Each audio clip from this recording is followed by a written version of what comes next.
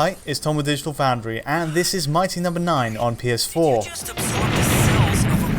Don't worry, we'll be doing our usual frame rate analysis and comparisons with Xbox One and PC soon. We spent the better part of an afternoon with PS4 though, and a few things flagged up that we thought we should mention. On the face of it, this really shouldn't be causing PS4 any problems.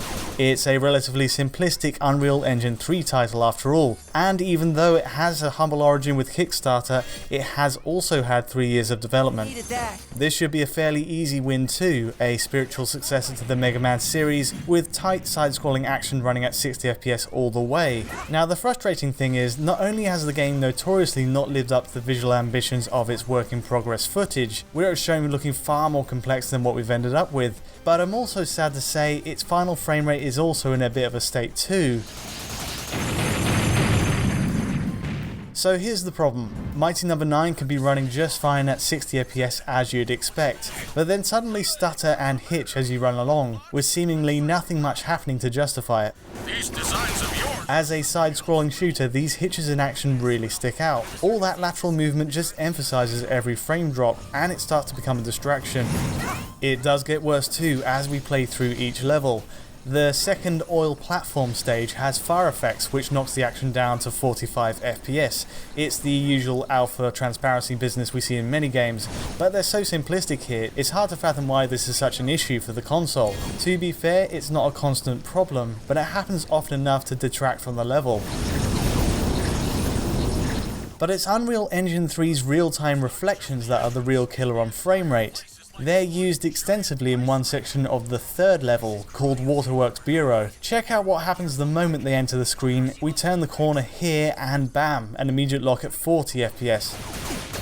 That's more like it. Yes, that's right, it fixes at this 40 FPS line for as long as these reflections are being rendered on screen. Now the odd thing is, this is a side effect of double buffer VSync, where frame rates lock to fixed increments between 0 to 60, usually increments like 20 or 30, whenever the engine's being taxed.